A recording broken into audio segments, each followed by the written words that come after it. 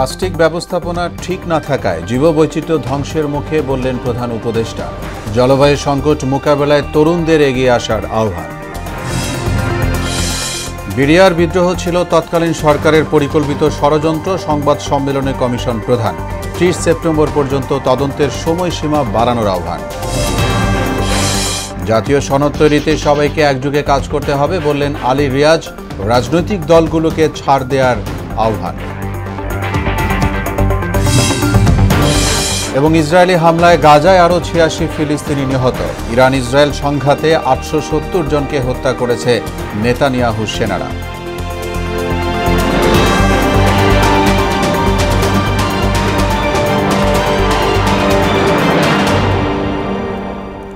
আসসালামু আলাইকুম। আমন্ত্রণ মোহনা সংবাদে এতক্ষণ শুনছিলেন শিরোনাম, সঙ্গে আছি মোহাম্মদ ওয়ালিউল্লাহ। এবার বিস্তারিত। প্লাস্টিক ব্যবস্থাপনা ঠিক না থাকায় জীববৈচিত্র্য ধ্বংসের মুখে পড়েছে উল্লেখ করে যতটা সম্ভব প্লাস্টিক বর্জনের আহ্বান জানিয়েছেন প্রধান উপদেষ্টা প্রফেসর মোহাম্মদ ইউনুস। সকালে বিশ্ব পরিবেশ দিবস ও জাতীয় বৃক্ষমেলার উদ্বোধন অনুষ্ঠানে একথা বলেন তিনি। জলবায়ু সংকট মোকাবেলায় তরুণদের এগিয়ে আসার আহ্বান জানান প্রফেসর ইউনুস। আরও জানাচ্ছেন নাসির উদ্দিন। বিশ্ব পরিবেশ দিবস ও মেলা এবং জাতীয় বৃক্ষরোপণ অভিযান 2025-এর উদ্বোধন আয়োজন বসে রাজধানীর চীন মৈত্রী সম্মেলন কেন্দ্রে। এতে প্রধান অতিথি ছিলেন প্রধান উপদেষ্টা প্রফেসর মোহাম্মদ ইউনুস।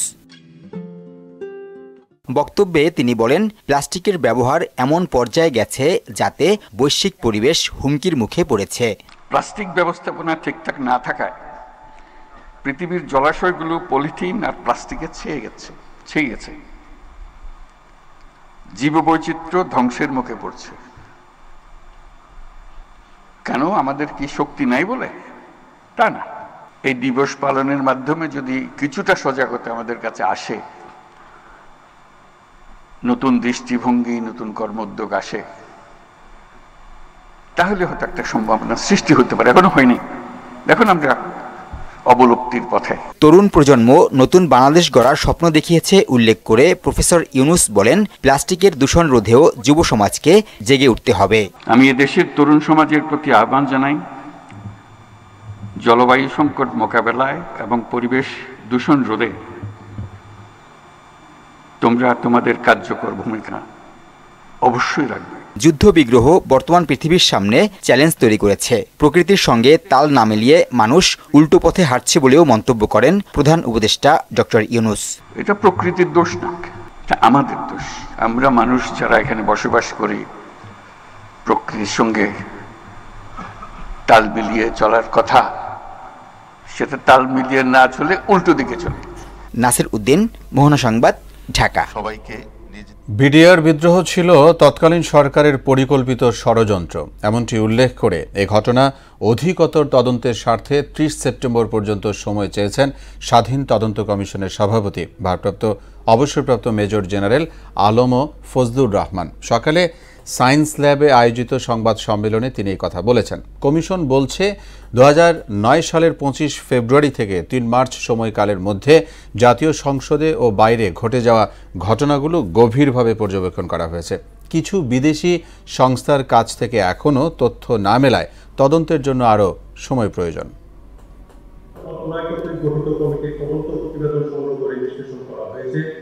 তৎকালীন বিডিআরের বিভিন্ন ইউনিট কর্তৃক পরিচালিত তদন্ত ইনকোয়ারির 57টি তদন্ত প্রতিবেদন সংগ্রহ করা হয়েছে এবং তথ্য উপাত্ত বিশ্লেষণ করা হয়েছে। কিছু গুরুত্বপূর্ণ সাক্ষ্য গ্রহণ চলমান রয়েছে এবং প্রাপ্ত তথ্য উপাত্ত বিশ্লেষণের জন্য আরো কিছু গুরুত্বপূর্ণ ব্যক্তিবর্গের পুনঃ সাক্ষ্য গ্রহণ রয়েছে। জাতীয় সনদ তৈরিতে রাজনৈতিক দলগুলোকে ছাড় দেওয়ার আহ্বান জানিয়ে জাতীয় ঐকমত্য কমিশনের সহসভাপতি অধ্যাপক ডক্টর আলী রিয়াজ বলেছেন, যেভাবে দলগুলো আন্দোলনে ঐক্যবদ্ধ হয়েছিল ঠিক সেভাবেই জাতীয় সনদ তৈরির প্রক্রিয়াতেও সবাই একযোগে কাজ করতে হবে। সকালে ফরেন সার্ভিস একাডেমিতে রাজনৈতিক দলের সঙ্গে দ্বিতীয় দফার 6ষ্ঠ দিনের বৈঠকের আগে এমন প্রত্যাশার কথা জানান তিনি। পরিবর্তন সংযোজনের মধ্য দিয়ে আমরা অভিষ্ট লক্ষ্য অর্থাৎ একটি জাতীয় সনদের জায়গায় পৌঁছতে পারব। আমার আস্থা এবং বিশ্বাস আছে যে আমরা পারব। কারণ আমরা সকলে মিলে যদি এত বড় সংগ্রামে অংশগ্রহণ করতে পারি, আমরা সকলে মিলে যদি প্রাণ বাজি রেখে লড়াই করতে পারি।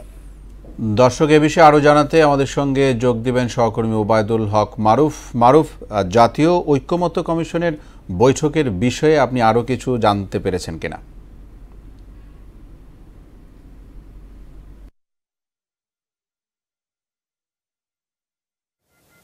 অলি, আমি এই মুহূর্তে রয়েছি রাজধানীর ফরেন সার্ভিস একাডেমিতে।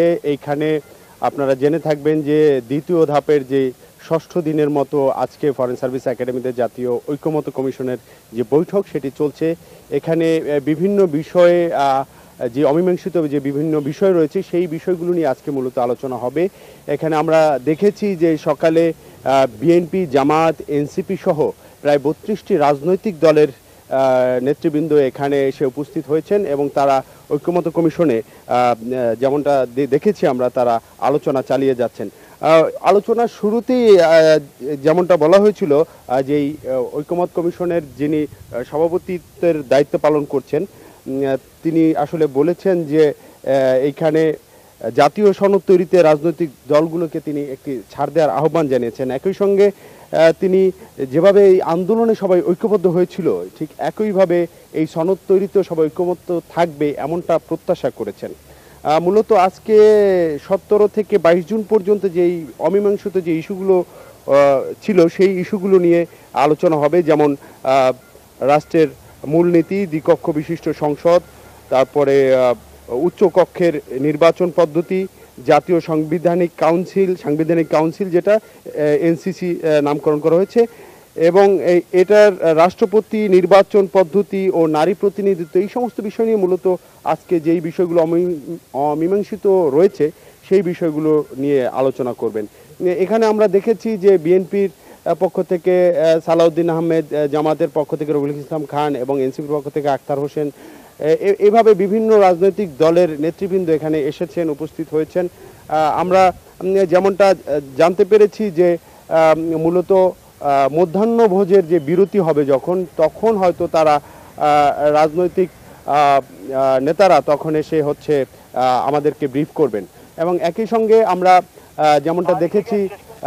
যেমনটা দেখেছি যে এখানে নিয়মিত ব্রিফিংয়ে মূলত বিভিন্ন রাজনৈতিক দলের নেতারা কথা বলার পরে এই যে ঐক্যমত্য কমিশনের যিনি সভাপতিদের দায়িত্ব পালন করছেন অধ্যাপক আলী রিয়াজ, তিনি গণমাধ্যমের সাথে এই বিষয়টির সার্বিক ব্রিফ করবেন। এই ছিল আমার কাছে সর্বশেষ রাজধানীর ফরেন একাডেমি থেকে। অলি, আরও ধন্যবাদ আপনাকে আমাদের সঙ্গে যোগ দেওয়ার জন্য। নৈতিকতার প্রশ্ন উঠায় আদালত অবমাননার মামলায় শেখ হাসিনার পক্ষে রাষ্ট্রীয় খরচে নিযুক্ত আইনজীবী আমিনুল গনি টিটুকে মামলার শুনানিতে অংশ নেওয়া থেকে অব্যাহতি দেওয়া হয়েছে।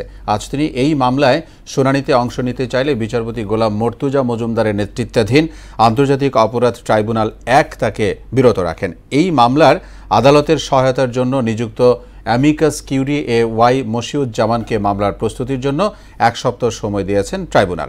মামলার পরবর্তী শুনানি 2 জুলাই নির্ধারণ করা হয়েছে। প্রসিকিউটর গাজী MH তামিম জানান, শেখ হাসিনার নতুন আইনজীবী হিসেবে নিয়োগ পেয়েছেন আমির হোসেন।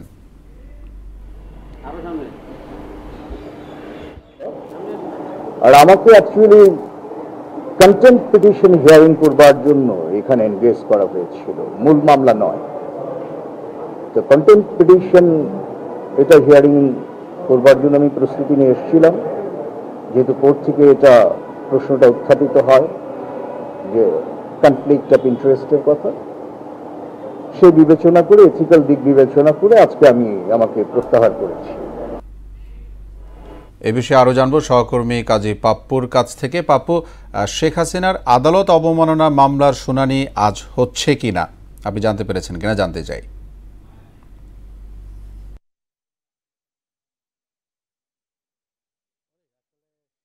আদালত অবমাননার মামলার আজকে শুনানি ছিল, কিন্তু যখন ট্রাইব্যুনাল বসলো, অর্থাৎ ট্রাইব্যুনাল 1 যখন বসলো, তখন যিনি চিফ প্রসিকিউটর ছিলেন তার সামনেই যিনি অ্যামিকাস কিউরি হিসেবে নিয়োগ পেয়েছেন AKI মশিউজ্জামান, তিনি বললেন যে গতকালকেই তার কাছে মামলার যত কাগজপত্র সেরেছিলেন সেটা তিনি হাতে পেয়েছেন, যার কারণে তিনি এখন পর্যন্ত সেই বিষয়টি পড়তে পারেননি। কারণ যেহেতু ট্রাইব্যুনাল সেই বিষয়টি তার কাছে একদমই নতুন, যার কারণে তিনি পড়তে চেয়েছিলেন এবং পরে আসলে এই শুনানিতে অংশগ্রহণ করতে চেয়েছিলেন। এর জন্য তিনি প্রথমে নিজের মুখে 2 সপ্তাহ সময় চাইলেও যিনি চেয়ারম্যান তিনি বলেছেন যে আসলে 2 সপ্তাহ অনেক বেশি সময় হয়ে যায় এই মামলার জন্য। তখন তিনি বলেন, চেয়ারম্যান থেকে বলা হয় যে আমরা 1 সপ্তাহ সময় দিই, অর্থাৎ আগামী 2রা জুলাই এই মামলার পরবর্তী শুনানি হবে AKM মশিউজ্জামানের সামনে। অ্যামিকাস কিউরি জানাকে দেওয়া হয়েছে, এর মানে হলো যে তিনি হলেন আদালতের বন্ধু, অর্থাৎ তিনি রাষ্ট্রপক্ষের সহযোগিতা হিসেবেই কাজ করবেন। এর পাশাপাশি আরেকজন ছিলেন যে যাকে আইনজীবী হিসেবে নিয়োগ দেওয়া হয়েছিল আমিনুল গনি টিটুকে, তাকে কিন্তু আজকে সরিয়ে দিয়েছেন আদালত। গত 5 আগস্ট যখন শেখ হাসিনা সরকারের পতন ঘটেছিল তার আগে, মানে অর্থাৎ 5 আগস্ট দিনের বেলা সকালবেলায় তিনি একটা স্ট্যাটাস দিয়েছিলেন যেখানে তিনি বলেছিলেন যে শেখ হাসিনার ফাঁসি দাবি করেছেন। তো তারপরে কিন্তু একে নিয়ে কথা উঠেছে যে আসলে বিচার কতটা ন্যায় বিচার হবে। তাই এই ন্যায় বিচার প্রতিষ্ঠা করার জন্যই কিন্তু চেয়ারম্যান যখন তিনি দাঁড়ালেন, অর্থাৎ গনি সাহেব দাঁড়ালেন, তখন কিন্তু তাকে চেয়ারম্যান জিজ্ঞাসা করছিলেন আপনি কি ফেসবুকে এরকম কোনো স্ট্যাটাস দিয়েছেন কিনা। তখন তিনি স্বীকার করেছেন এবং তাকে পরবর্তীতে সরিয়ে, অর্থাৎ আর শেখ হাসিনার যে মূল মামলা সেই মামলার পাশাপাশি এখন থেকে ট্রাইব্যুনালের যে মামলাটি রয়েছে সেই আদালত অবমাননার মামলা, সেই মামলাটিও কিন্তু দেখবেন আমিনুল ইসলামকে নিয়োগ দিয়েছেন। অর্থাৎ 2টি মামলাই এখন শেখ হাসিনার আইনজীবী হিসেবে নিয়োগ পেয়েছেন আমিনুল ইসলাম। তো অলি, এই ছিল আমার কাছে সর্বশেষ ট্রাইব্যুনাল থেকে। প্রাপ্য, ধন্যবাদ আমাদের সঙ্গে যুক্ত হয়ে শেষ খবর জানানোর জন্য। বর্তমান অন্তর্বর্তী সরকারের অধীনে জাতীয় নির্বাচনের আগে স্থানীয় নির্বাচন চায় বাংলাদেশ জামাতে ইসলামী। বুধবার দুপুরে নিবন্ধন ও প্রতীক, সংসদের সংখ্যানুপাতিক আসন বণ্টন, প্রবাসীদের ভোট ও স্থানীয় সরকার নির্বাচন বিষয়ে CCAMM নাসির উদ্দিনের সঙ্গে বৈঠকে কথা জানিয়েছে দলটি। বৈঠকে সংসদ আসন বণ্টন, সংখ্যানুপাতিক পদ্ধতি, প্রবাসীদের ভোটের জন্য পোস্টাল বা অনলাইন পদ্ধতির পক্ষে মত জানায় জামায়াত। নিবন্ধন এবং প্রতীক আদালতের আদেশের প্রেক্ষিতে ইলেকশন কমিশন বাস্তবায়ন করে একটি গেজেট প্রকাশিত করেছে। এটার মধ্য দিয়ে আদালতের যে ন্যায় বিচার এবং ইলেকশন কমিশন বাস্তবায়নের মধ্য দিয়ে জাতিকে আশান্বিত করেছে এবং এটাই প্রমাণিত করেছে বিগত দিনে ফ্যাসিস্ট আমলে একেবারে অন্যায়ভাবে পলিটিক্যাল ব্যাড ইন্টেনশন থেকে জামাতের নিবন্ধন বাতিল করা হয়েছিল। লন্ডনে ইউনুস তারেক বৈঠকের পর নির্বাচনী আকাশের কালো মেঘ কেটে গেছে বলে মনে করছে বিএনপি। তবে এ নিয়ে এখনও সরকারি তৎপরতা দৃশ্যমান নয় বলে মনে করছেন দলটির শীর্ষ নেতারা। এ বিষয়ে এখনও প্রধান উপদেষ্টার কার্যালয় থেকে নির্বাচন কমিশনকে কোনো নির্দেশনা না দেয়ায় হতাশাও জানান তারা। তানজিদ ভুঁইয়ার বিশেষ প্রতিবেদন। গত 13 জুন যুক্তরাজ্যের প্রধান উপদেষ্টা ডক্টর মোহাম্মদ ইউনুস ও বিএনপির ভারপ্রাপ্ত চেয়ারম্যান তারেক রহমানের বৈঠকের পর দেশে নির্বাচনের আমেজ শুরু হয়েছে। ফলে দেশের গণতন্ত্র আর জনগণের ভোটাধিকার ফিরে আসার পথে ধোঁয়াশা কেটে গেছে বলে মনে করছে বিএনপি। তবে সরকারের পক্ষ থেকে এখনও নির্বাচন কমিশনে কোনো নির্দেশনা না দেয়ায় হতাশ দলটি। জাতীয় নির্বাচন নিয়ে কমিশন তফসিল ঘোষণার পরই দলের প্রার্থিতা সহ বিভিন্ন বিষয়ে জটিলতা কেটে যাবে বলে মনে করেন দলটির নেতারা। মাননীয় প্রধান উপদেষ্টা এবং আমাদের নেতা বিএনপির মাননীয় ভারপ্রাপ্ত চেয়ারম্যান জনাব তারেক রহমানের মধ্যকার যে বৈঠক, সেই বৈঠকের ফলাফল এখনো পর্যন্ত নির্বাচন কমিশনে অফিসিয়ালি যথাযথ প্রক্রিয়ায় এখনো পর্যন্ত যায়নি। আমরা আশা করছি যে রমজানের আগেই ফেব্রুয়ারি মাসে আগামী জাতীয় সংসদ নির্বাচন অনুষ্ঠিত হবে। যখন এই নির্বাচন কমিশন যখন এই নির্বাচনের শিডিউল ঘোষণা করবে, তারপর বিএনপি প্রার্থী মনোনয়নের কার্যক্রম শুরু করবে। বিএনপি নির্বাচনমুখী মন্তব্য করে দলটি সবসময় অবাধ, সুষ্ঠু, গ্রহণযোগ্য নির্বাচনের জন্য প্রস্তুত বলেও জানান দলের শীর্ষ নেতারা। জনগণের মধ্যেও নিশ্চয়ই এরকম একটা আগ্রহ আছে যে অতি শিগগির, বা আমাদের প্রত্যাশা আছে অতি শিগগির নির্বাচন কমিশনের সেই মেসেজটা যাবে প্রধান উপদেষ্টার কার্যালয় থেকে, ওনার পক্ষ থেকে। ইতিমধ্যে আমাদের চেয়ারম্যান কয়েকটি সার্ভে করছেন প্রার্থীদের জনপ্রিয়তার ব্যাপারে, তার কাছে রিপোর্ট আছে যথাসময়ে আমরা আশা করি এবার একক প্রার্থী দিতে সক্ষম হব। জাতীয় নির্বাচনে কোনো দলের সঙ্গে জোটবদ্ধ হওয়ার বিষয়ে এখনো সিদ্ধান্ত হয়নি বলেও জানান এই বিএনপি নেতা। নির্বাচনী প্রস্তুতি বিএনপির সবসময় থাকে, যেহেতু আমরা নির্বাচনমুখী রাজনীতি করি, নির্বাচনমুখী গণতান্ত্রিক রাজনৈতিক দল। আমাদের প্রত্যেকটা আসনে একাধিক প্রার্থী রয়েছে এবং আমাদের সাথে আমাদের যুগপৎ আন্দোলনের সঙ্গীরা আছে, যেটা আমরা বলি নির্বাচনী ইশতেহার সহ জনগণের অন্যান্য বিষয় যাতে আমরা এখানে অ্যাড্রেস করতে পারি। তবে বিএনপির যুগপৎ আন্দোলনে থাকা শরিকদের সঙ্গে নির্বাচনী জোটের বিষয়ে ইতিবাচক মনোভাবও প্রকাশ করেন বিএনপির স্থায়ী কমিটির সদস্য হাফিজ উদ্দিন আহমেদ। ফ্যাসিস্ট সরকারের বিরুদ্ধে যারা আন্দোলন করেছে নিশ্চয়ই তাদের মূল্যায়ন করা হবে। আমাদের চেয়ারম্যানও বলেছেন। তানজিদ ভুইয়া, মোহনা সংবাদ, ঢাকা। এবার ইরান ইসরায়েল সংঘাত প্রসঙ্গ। ইসরায়েলি হামলায় গাজায় আরও ৮৬ ফিলিস্তিনি নিহত হয়েছে। ইরান ইসরায়েল সংকটের ১২ দিনে কমপক্ষে ৮৭০ মানুষকে হত্যা করেছে নেতানিয়াহু সেনারা। এদিকে রুশ ক্ষেপণাস্ত্র হামলায় ইউক্রেনের ২৬ জনের মৃত্যু হয়েছে। ওদিকে জ্বালানি বিনিয়োগ, প্রতিরক্ষা সহ আঞ্চলিক ও বৈশ্বিক ইস্যুতে সহযোগিতায় মার্কিন প্রেসিডেন্ট ডোনাল্ড ট্রাম্পের সঙ্গে বৈঠক করেছেন তুরস্কের প্রেসিডেন্ট রিসেপ তাইয়েপ এরদোগান। অন্যদিকে মার্কিন বিমান হামলা ইরানের পারমাণবিক কর্মসূচিকে মাত্র কয়েক মাস পিছিয়ে দিয়েছে বলে জানিয়েছে পেন্টাগন। ইশতিয়াক হোসেনের ডেস্ক রিপোর্ট। বিশ্বব্যাপী ইরান ইসরায়েল সংকট প্রাধান্য পেলেও গাজায় অব্যাহত রয়েছে ইসরায়েলি বর্বরতা। সবশেষ বিভিন্ন অঞ্চলে হামলা চালিয়ে আরও ৮৬ ফিলিস্তিনিকে হত্যা করেছে তেল আবিব। নিহতদের মধ্যে ক্ষুধার্ত ত্রাণ প্রার্থীর সংখ্যাই অর্ধশতাধিক। এ নিয়ে ৫৬,০০০ ছাড়িয়েছে মোট প্রাণহানি। এদিকে রাশিয়ার ক্ষেপণাস্ত্র হামলায় ইউক্রেনের বিভিন্ন শহরে ২৩ জনের মৃত্যু হয়েছে। এর মধ্যে নিপ্রো শহরেই নিহত হয়েছেন ১৭ জন, আহত হয়েছে প্রায় ৩০০ ইউক্রেনীয়। এছাড়া ক্ষেপণাস্ত্রের আঘাতে অঞ্চলটিতে ৩০টির বেসিক শিক্ষা প্রতিষ্ঠান ও ৮টি স্বাস্থ্যকেন্দ্র ক্ষতিগ্রস্ত হয়েছে। ইরানের পারমাণবিক কেন্দ্র লক্ষ্য করে যুক্তরাষ্ট্র যে হামলা চালিয়েছে তাতে কেন্দ্রগুলো সম্পূর্ণ ধ্বংস হয়নি বলে জানিয়েছে মার্কিন গোয়েন্দা সংস্থা। পারমাণবিক কর্মসূচির মূল উপাদানগুলো অক্ষত রয়ে গেছে উল্লেখ করে এর কার্যক্রম মাত্র কয়েক মাসের জন্য পিছিয়ে গেছে বলে জানানো হয়। মার্কিন গোয়েন্দা সংস্থা ডিফেন্স ইন্টেলিজেন্স এজেন্সির প্রাথমিক মূল্যায়ন অনুসারে এমন তথ্য উঠে এসেছে বলে এক প্রতিবেদনে জানিয়েছে রয়টার্স। যুক্তরাষ্ট্রের সঙ্গে জ্বালানি, বিনিয়োগ, প্রতিরক্ষা সহ আঞ্চলিক ও বৈশ্বিক নানা বিষয়ে সহযোগিতায় মার্কিন প্রেসিডেন্ট ডোনাল্ড ট্রাম্পের সঙ্গে বৈঠক করেছেন তুরস্কের প্রেসিডেন্ট রিসেপ তাইয়েপ এরদোগান। মঙ্গলবার নেদারল্যান্ডসে নেটো শীর্ষ সম্মেলনে এ বিষয়ে আলোচনা করেন তারা। এতে $100 বিলিয়ন বাণিজ্য লক্ষ্য অর্জনে দুদেশের সম্পর্ক আরও উন্নত করবে বলে জানানো হয়। ইশতিয়াক হোসেন, মোহনা সংবাদ।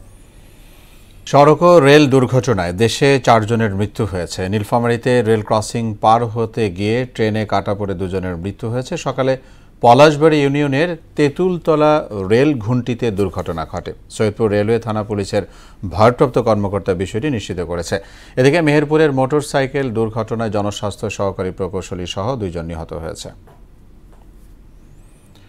উজান থেকে নেমে আসা পাহাড়ি ঢল এবং টানা ভারী বৃষ্টিপাতে সিরাজগঞ্জের যমুনা নদীর পানি গত 4 দিন ধরে লাগাতার বাড়ছে। এতে জেলার তীরবর্তী বিভিন্ন এলাকায় প্লাবনের পরিস্থিতি তৈরি হয়েছে। গত 24 ঘন্টায় সিরাজগঞ্জের কাজীপুর মেঘাইঘাট পয়েন্টে 7 সেন্টিমিটার এবং শহর রক্ষা হাট পয়েন্টে 8 সেন্টিমিটার পানি বেড়েছে। জেলা সদর, কাজীপুর, বেলকুচি, চৌহালি ও শাহজাদপুর উপজেলার চরাঞ্চলের অনেক গ্রামের ফসলি জমি পানিতে তলিয়ে গেছে। নিম্নাঞ্চলের বিস্তীর্ণ অংশের ফসলের ক্ষতির আশঙ্কা দেখা দিয়েছে এই কারণে। চাঁদপুর সরকারি জেনারেল হাসপাতালে নেই করোনা পরীক্ষার ল্যাব, তাই জ্বর, সর্দি, কাশি এবং শ্বাসকষ্ট উপসর্গ নিয়ে অনেককেই যেতে হচ্ছে কুমিল্লা অথবা ঢাকায়। তাতে ক্ষোভ প্রকাশ করেছেন রোগীরা। আরটিপিসিএল ল্যাবের জন্য ঊর্ধ্বতন কর্মকর্তাদের জানানো হয়েছে বললেন তত্ত্বাবধায়ক। রফিকুল ইসলাম বাবুর প্রতিবেদন, জানাচ্ছেন সিফাত রহমান জেসি। চাঁদপুরের 250 শয্যা জেনারেল হাসপাতালে নেই করোনা পরীক্ষার কোনো ব্যবস্থা, যে কারণে জ্বর, সর্দি, কাশি, বুকে ব্যথা সহ শ্বাসকষ্ট নিয়ে পরীক্ষার জন্য আসলেও মিলছে না সেবা। বেসরকারি অর্থায়নে একটি ল্যাব থাকলেও বর্তমানে সেটি অকেজো। তাই ল্যাব না থাকায় চাঁদপুরবাসীকে করোনা পরীক্ষার জন্য কুমিল্লা অথবা ঢাকায় যেতে হচ্ছে।